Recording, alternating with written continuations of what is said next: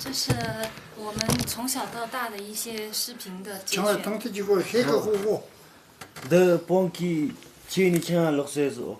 这是在成都的家里面，他自己看电视。后来我们就带他回草原来了。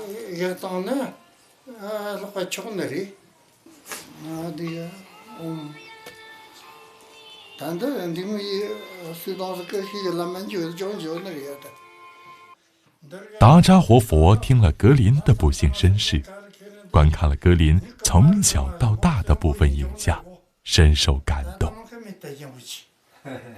还为格林念经祈福。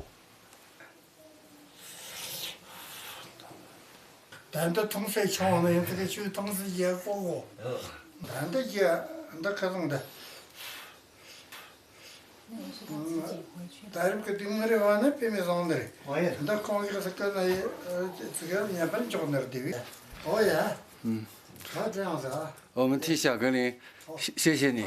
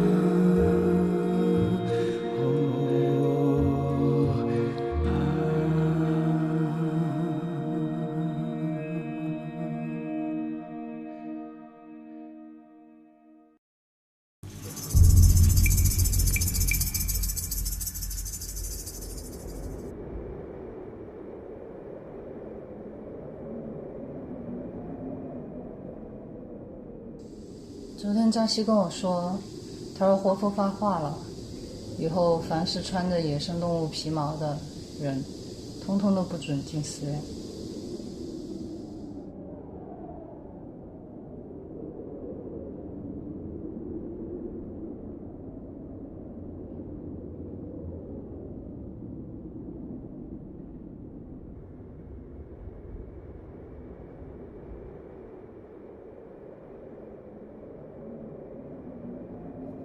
严冬的脚步加深，猎物越来越难找了。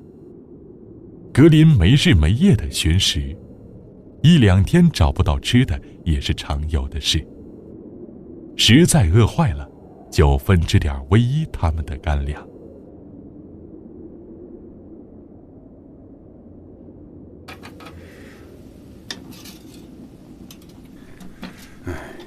狼群也不知道跑哪儿去了，好久也没看到了。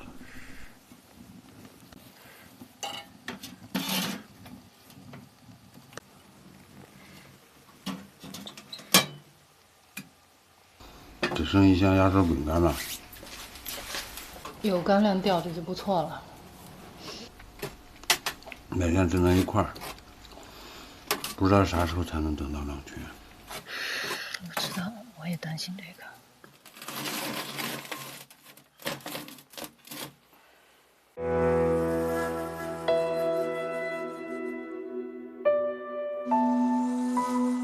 冬季，狼群集结是小格林回归的最佳时机。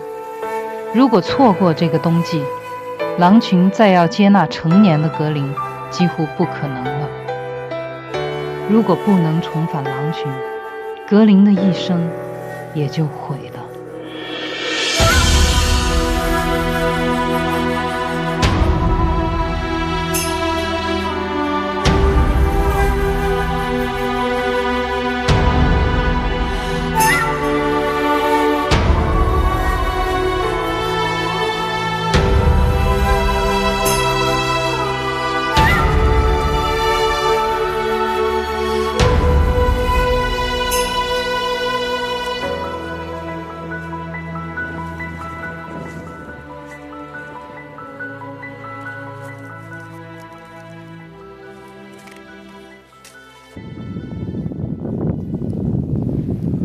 我现在已经在狼群的领地范围之内，所以我必须小声说话，保持安静。又发现狼洞了，原来他们搬到这儿来了。这个狼洞，人可以钻得进去。你不会是让我钻吧？看看这样能不能拍到。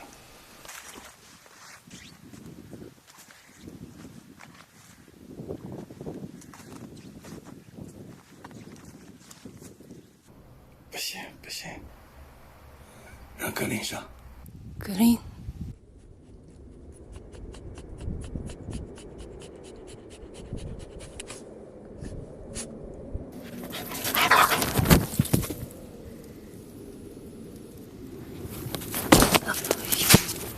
里面有东西。里面不会还有狼吧？这洞是穿的，那如果有狼，早就地遁了。他叼了个骨头出来。哎呀，真是吓死我了！他是这样子穿过去的。哎呦，那边还有他们吃剩的骨头。前山被那群放牛的人给占了，他们只有到后山来了。对，哦，说最近怎么看不到狼了？一个大白兔。抢妈妈的，妈妈啊，的，妈妈这儿有。野狼哪有你吃的糖多呀？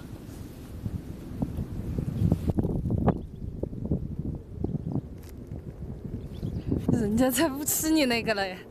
啊，这舔过了，你不吃？伯伯。来这儿看看。给他抢。他不爱吃那个。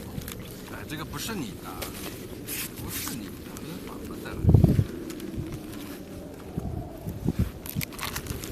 不行，干肉先给他吃。在哪儿？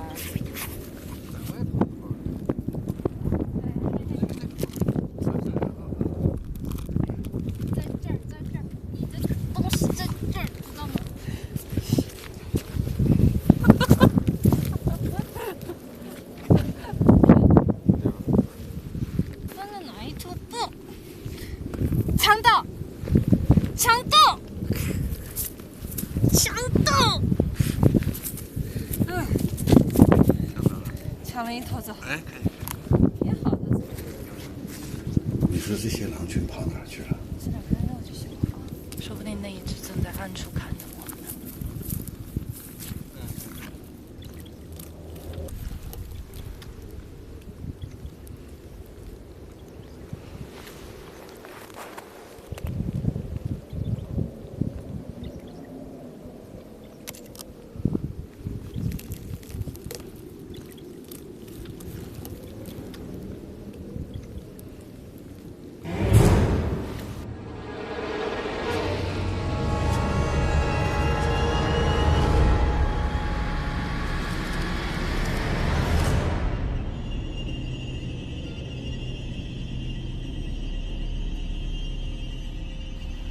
这狼咋这么瘦啊？没吃的了呗。等到他们饿不过去的时候，就团结起来打牦牛了。反正横竖是死，狼也不会选择饿死的。看不到了，看不到了。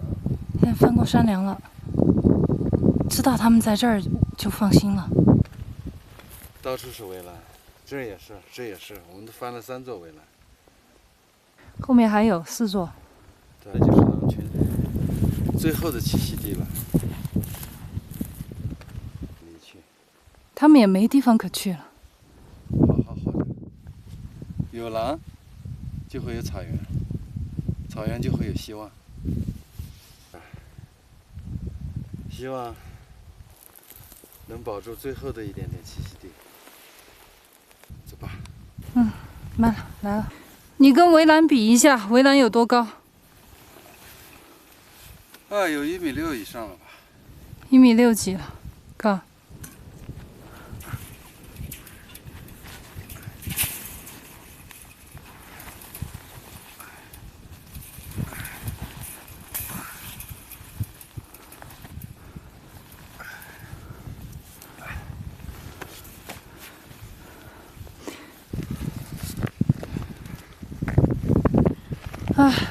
休息一下，累不累？好累呀！累坏了。饿得走不动了。你不要把我的脑袋压坏了。这样看起来你太牛了。前段时间，要不是那帮放牛的干扰，说不定格林就已经回去了。你看起来好像牛魔王啊！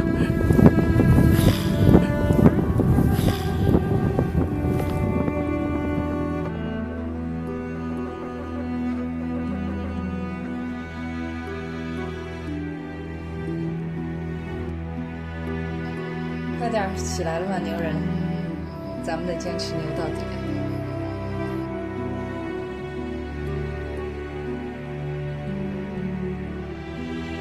人在明处，狼在暗处。越是找狼，狼越跑得远。经过分析，这种方法找狼，很可能会干扰到狼群冬季的正常集结。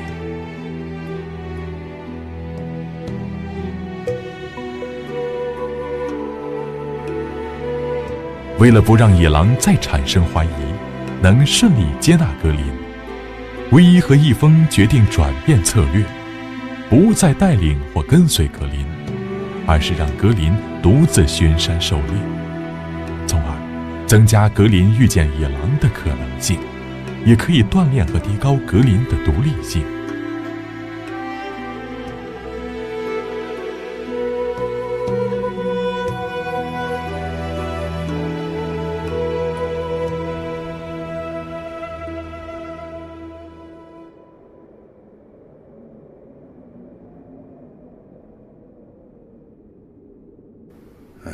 这么冷的天，野生动物都被人们打光了，你说狼群都吃啥呀？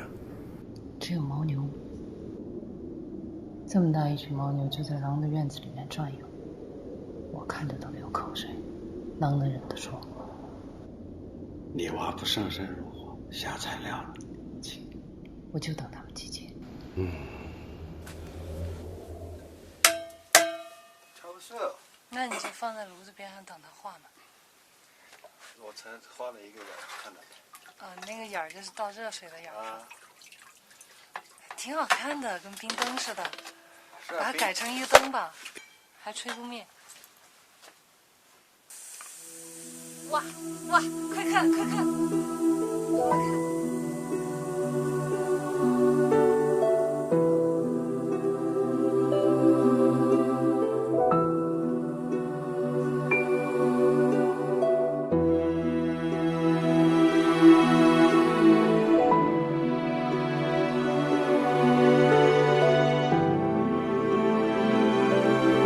越是看不到希望的时候，越要让自己保持乐观的心态。如果我们改变不了现实，至少我们可以改变看待事物的心情。如果没有这些苦中作乐的时光，看不到平凡事物的美好一面，我们可能早就被日积月累的失望给击垮了。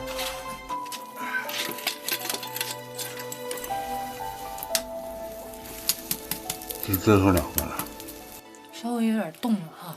冻土都在前面。好不好吃啊？好吃。牛粪壳土豆，这不是土豆，这是肉。不知道哥你找着吃了没有？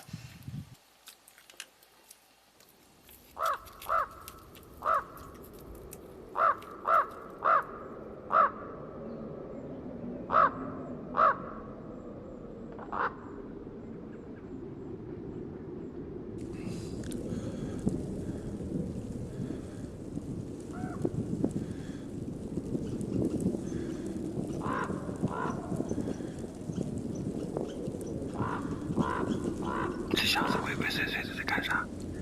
去看看。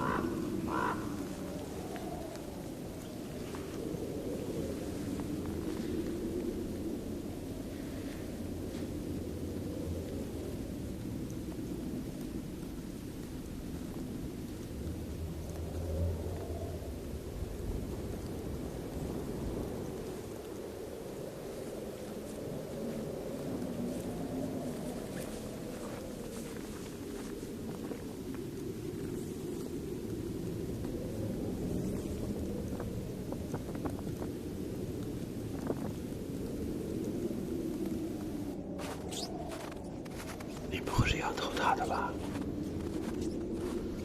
这样不行，真的不行。被他发现了怎么办？进屋再说，进屋再说。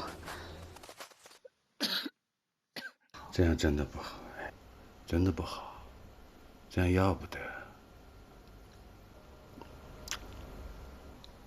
真的不好。好了好了，你不要念了。哎，那个腿后面好像是被啃过，哎，没问题吗？没问题。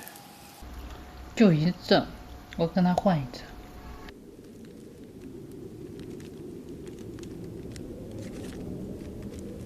2块够不够？马上了。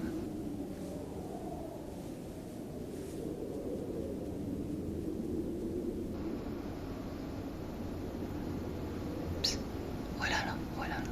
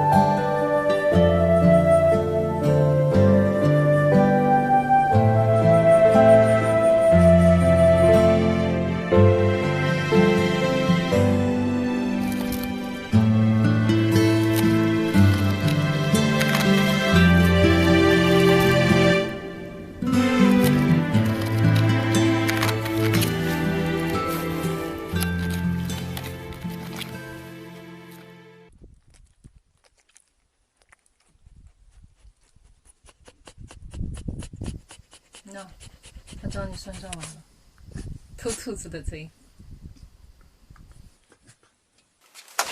哎呦，我只有一个要素饼干了，这个可不是我干的啊，都是你妈的主意啊。别那么没担当哈。以后还你一只更大的。把老爸的衣服穿走了。哎，怎么脱的？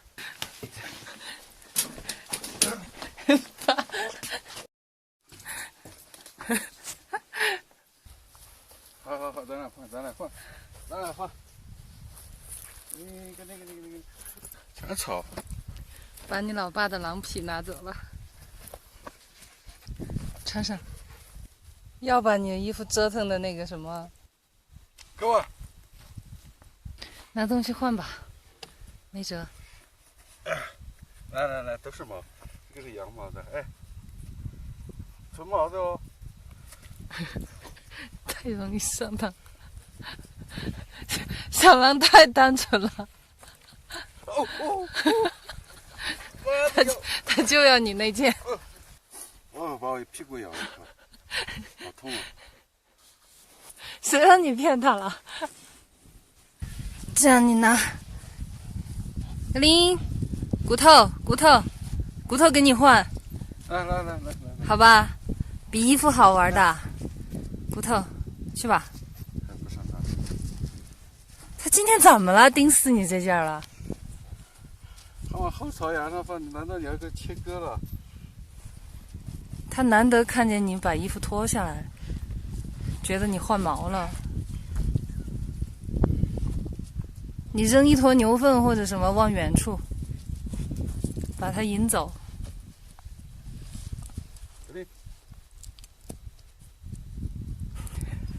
他不干，他不上当，因为你刚才骗了他，干脆你也在他屁股上咬一口嘛，这样你们俩就扯平了。还不痛？打屁股，不干。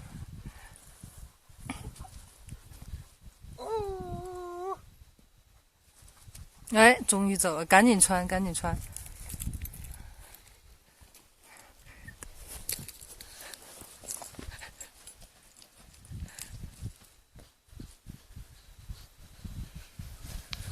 哇，力量之大！小时候我钓过狼，用老鼠钓狼。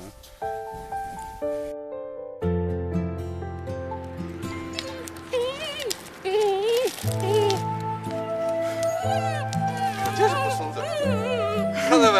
这就是狼的精神。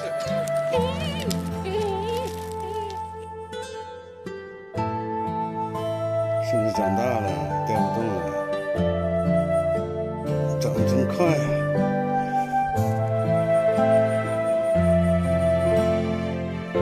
你小心它的牙，会不会拽掉？一会儿一拽，整副假牙下来了。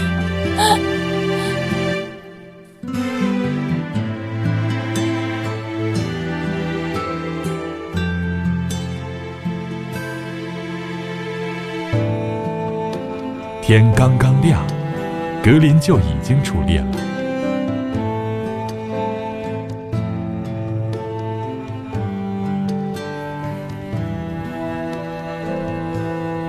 一峰很是歉疚，又在格林藏兔子的地方埋下了一些干粮，但是接连几天雪窝子都再没被动过。按狼的习惯，藏食时候非常警惕，绝不泄露天机。藏尸点一旦被发现，就绝不会再用了。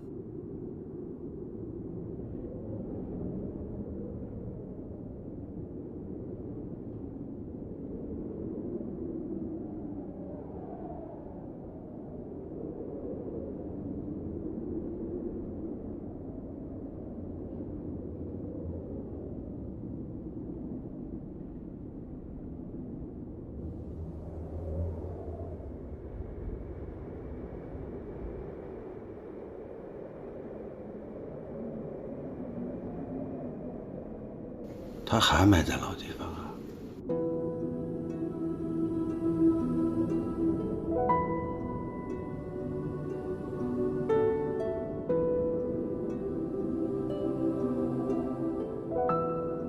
他知道我们也饿。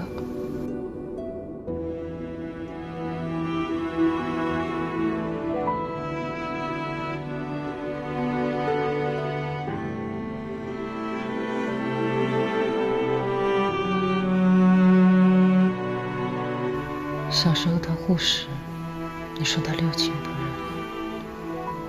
现在他自己都吃不饱，还要送食回来。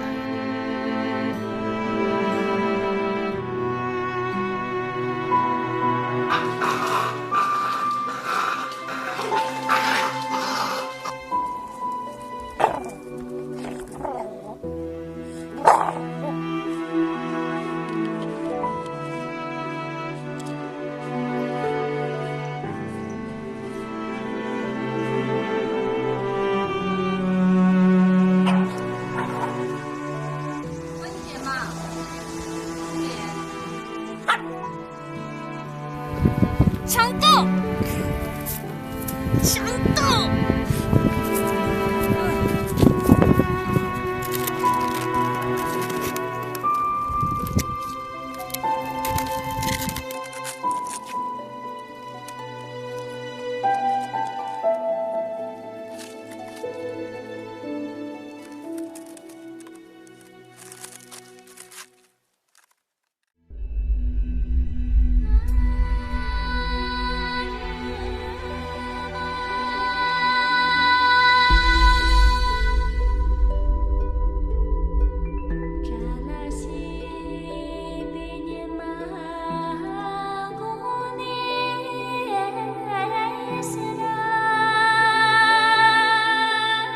其实拍这一段，我作为一个摄影师来讲，这真是上天赐予的一段，也不可再现的。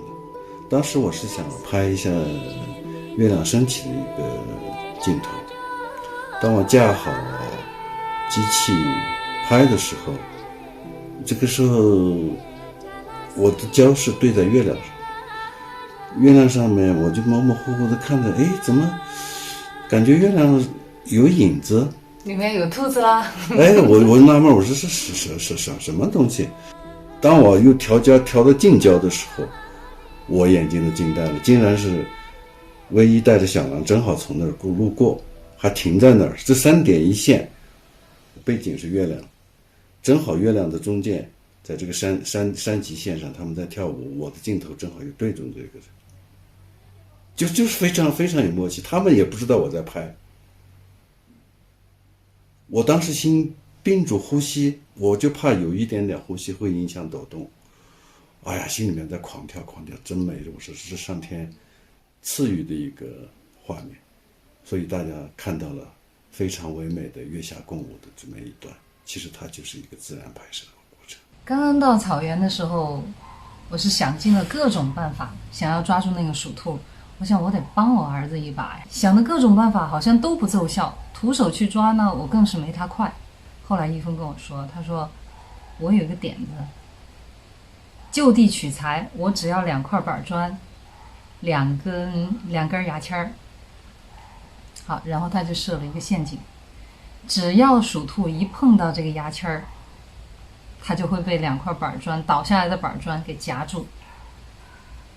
然后设好这个陷阱以后，我们俩就都在旁边看，希望尽快能够抓到第一只鼠兔。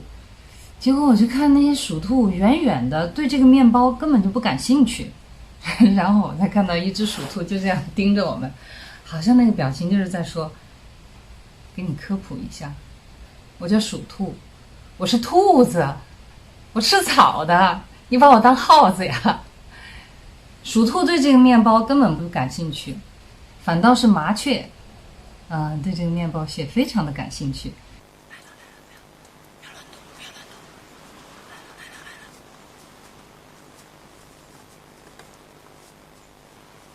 我们常说鸟为食亡，但是我发现我低估它们了，刚到草原就被麻雀给秒杀了。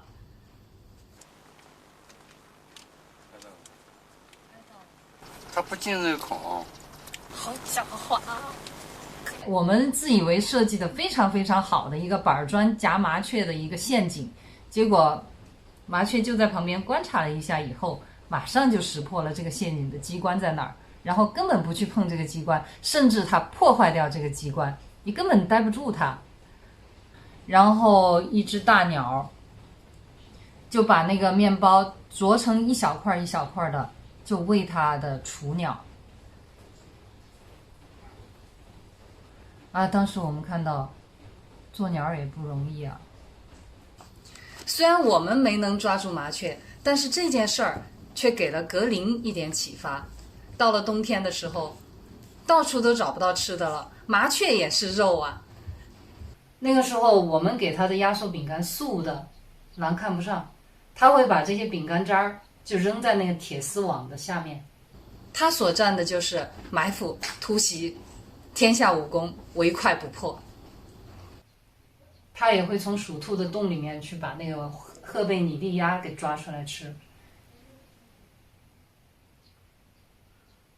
我想起来我们在那个草原上住着的时候住的那个小房子，我经常做梦的时候都会回到那个小房子里面去。就是我们屋檐下有很多的鸟嘛，在那儿筑窝，因为冬天就只有我们那个小屋最暖和一点，房顶到这个天棚之间它有一个夹层，这个夹层呢又暖和又避风又避雨，而且还有中央供暖。那些鸟早上都成了我们的闹钟，一到早上5点过的时候，吱吱吱吱吱就开始叫了，就把我们叫醒了。我还记得有一天我们一峰正在那个边喝茶边整理那个拍摄的一些东西吧，还是正在看什么资料，然后突然有一只鸟就掉下来了，从那个顶棚上面掉下来，就掉在我们的杯子里面，把我们都吓一跳。哎，这个鸟一掉下来了以后，咦，水还是温热的，还挺舒服，然后他就顺便洗了个澡，然后正洗得欢实的时候，他一抬头看见这2个人全部都在盯着他看，然后他赶紧翅膀一收，还让不让鸟洗澡了，然后扑腾几下晃一晃身上的水飞走了。然后说到鸟的事儿的话，那太多了。我们在小屋的旁边就用一个帐篷支在那个坑上面，就修了一个厕所。有一天我就发现那个厕所那个帐篷怎么在动呢，然后我再走进去一看的时候，我就发现这只鸟就在里面扑腾，它出不来。到底是从哪进去的？然后这一只赫贝拟蒂鸭它应该是一只幼鸟，它就在那个帐篷里面就挣扎着急出不来。然后这个时候我们看到了挺让我们感动的一幕，它的亲鸟，它的爸爸妈妈又啄那个纱窗网子，又撕扯帐篷，就想尽各种办法想把他的孩子给救出来。一只大鸟在撕扯那个帐篷，然后一只大鸟呢就在旁边就找一些吃的，给这个小鸟从那个纱窗洞里面就把这些吃的东西给它塞进去，就好像在安慰他，孩子你别着急，爸爸妈妈都在救你。一直就没有放弃，一直就想要救他。草原上哪怕一个很微小的生命哈，他都在为生存为活着而努力。我们放了这只鸟以后，这只鸟它就一直在那个围栏上，还有在我们的那个小屋周围，它就打转。我们对它们的友善，它们也会回报我们以友善。这些鸟它还来扑窗户来报警，有几次呢我们就发现它们扑窗户的时候就是发现狼来了。